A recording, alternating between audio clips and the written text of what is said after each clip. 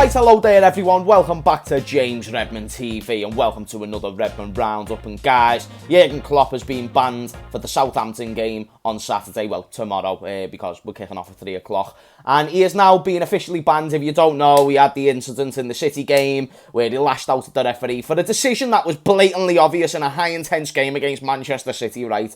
And the FA appealed because he got away with a touchline ban. He got a 30 grand fine, but not a touchline ban. And the FA were fuming because they're a bunch of bell sniffs. The FA are just basically that person who just can't get over the next girlfriend, even though they dumped you 4 years ago. How about you just get over it, FA, and stop being a bunch of punnies and just stop being mushers and just allow them to manage the game of football? It happened time ago. Now, I understand a certain authority and I understand not letting managers get away with this in future, because even me, I thought Jurgen Klopp, regardless, took it over the top. It's not the message that you want to be sending. It's just, why are you doing it about 10 weeks after the game of football where it happened? The full report suggests the FA revealed that they would appeal the decision on November 4th, and it has now been confirmed that the beautiful German, will be banned for Saturday's clash with Southampton. The news was announced less than 24 hours before kick-off at Anfield, with the fine upheld, and Klopp warns over his future conduct. Assistant manager Pep Lenders will take over. So yeah, not ideal for the last game going into the World Cup. I do not know how much of an influence that has, Jurgen Klopp being there or not. Let me know in the comments down below. Does this impact the chances of us beating good old mighty Southampton because they've got a new manager, Neil Jones or someone from Luton? I have no idea who he is, therefore I can't fear a manager who I don't even know the face of. However, if Southampton are getting him, I'm going to assume he's got potential there.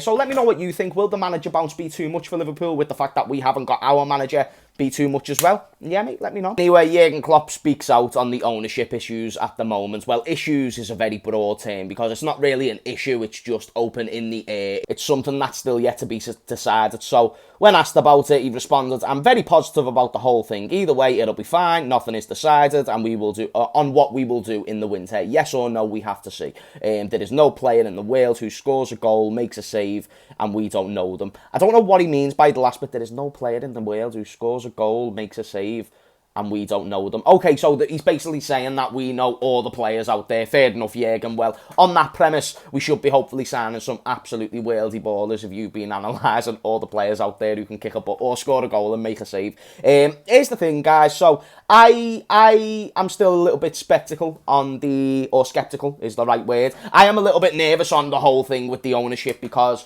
I don't know who's going to be our next owners. Will they be better? Will they be worse? Now, they will be richer. That's the one thing we can establish, because if you are going to invest £4.5 billion into something, into a project, you have to have money, and you're going to have to reinvest even further. And only, bear in mind, FSG, regardless whether we think they have money or not, they bought Liverpool for 300 million. That tells me they're not looking to use excessive investment just based on the original price that they've spent. Now the same goes with the owners that we should be getting in or could be getting in. And the rumours of FSG leaving, opposed to it just being another shareholder, seems to be increasing. It looks like someone will completely take over the club.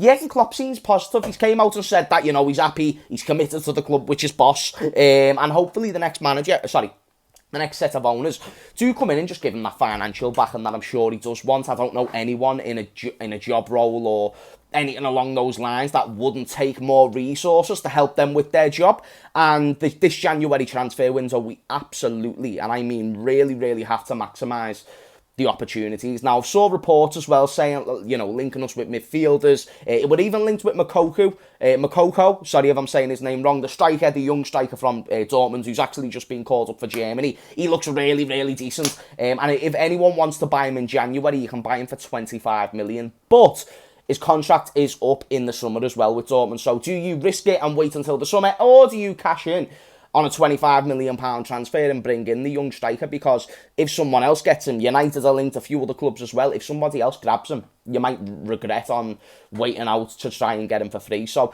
let me know what you think there. The number one priority for me, though, is just the midfielder. I've saw the Makoko links, and it'd be a nice signing on paper, one for the future that you can get excited for. But I think we've made enough signings and investment when it comes to the youngsters. I think we've got Harvey Elliott, Fabio Carvalho. We saw the Derby game where I'm very intrigued now on players like Besiktas, Ben Doak, just these type of individuals who you can say, you know what, you have potential to be in the Liverpool first team. We need to focus on the here and now. We need to bring in the players who are going to improve us right here and right now. And that has to begin with a midfielder. And that's why I think even if we don't see any investment in January, yes, that will be a disgrace. And yes, I'll be very surprised because FSG need to leave Liverpool while they're still in the Champions League. They have to, because whoever's going to take over doesn't want the project of getting us back in the Champions League and then kicking on for the league title. They'd rather the Champions League already be in there, getting that Champions League revenue and then being able to just kick on from what is currently looking like at best the top 14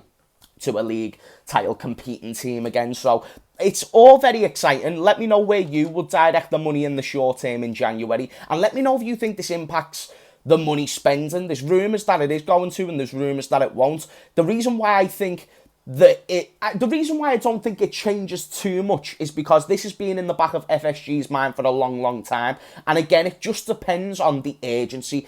Are they urgent enough to really want top four so they can sell the club for the value that they want it? Because getting top four, I don't know business, but it wouldn't surprise me if getting top four was the difference of the club being worth $4.5 billion and let's say $3.5 billion or $4 billion. Again, that might be a ludicrous statement from me and I do not know the ins and outs of business, but I can only imagine a team in the Champions League significantly being more value than what a team isn't in the Champions League. So if I'm FSG, I'm thinking we've got to keep Liverpool on top. How do we do that? Let's go out on let's go out on a high, bring in a player who we think can make that change and that impact. And whether that's Casado from Brighton, Barea from Inter, which will never happen, Bellingham from Dortmund, which again, I'm also on the same page that I don't think that's going to happen as well. And I think a lot of Liverpool fans are just deluded about the Bellingham thing. I just think, like, how do you think we're going to sign him when there's Real Madrid there, there's Man City who want him? I don't know, that's just me. But I do really believe we need to focus on the right here and right now and getting Jurgen Klopp the best options in the short term. And then whoever takes over, they can set out the ambition of the football club the way they want to. But guys, my opinion on the takeover is very much and simply, we're going to get someone with money. No one can afford $4.5 billion. The only way we don't is if we get a minority shareholder who's going to be owning a percentage of the football club and will invest a little bit more money to open those transfers. Either way, I only see the end result being Liverpool getting transfers. It just depends how many, it depends the volume, it depends how frequent, and all that remains to be seen. But guys, let me know what you think about the Jurgen Klopp touchline ban, the Mokoku news, the future of the football club. It's fucking mad times for Liverpool right now. But you know what, guys? We're in this together and it's exciting. And let's just hope it results into Bellingham, Mbappe's and loads of Premier Leagues and Champions Leagues. Oh yes. Hypocrites FC. Anyway, guys, thank you for watching this Redmond Roundup. It was last minute. I thought, why not? But I love doing these videos, and I actually want to spend the last minute. I've been better at not doing thank yous and stuff like that at the end of videos, but I'm going to do one this time.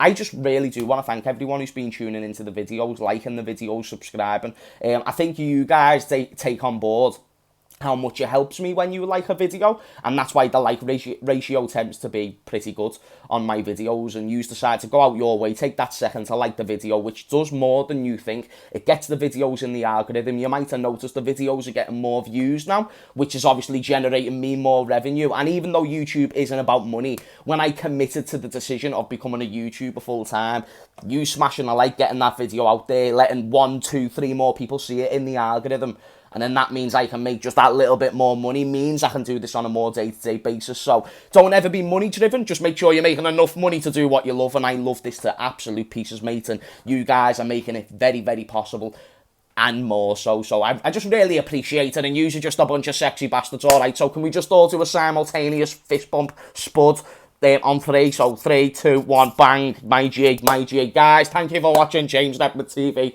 and thank you for watching the Redmond Roundup. Hopefully you liked it, and again, same old goes, smash a like if you want. If you didn't like it, smash a dislike, and let me know in the comments down below why you didn't like the video, because I'm always intrigued on feedback and taking that in. Anyway, see you later, bye.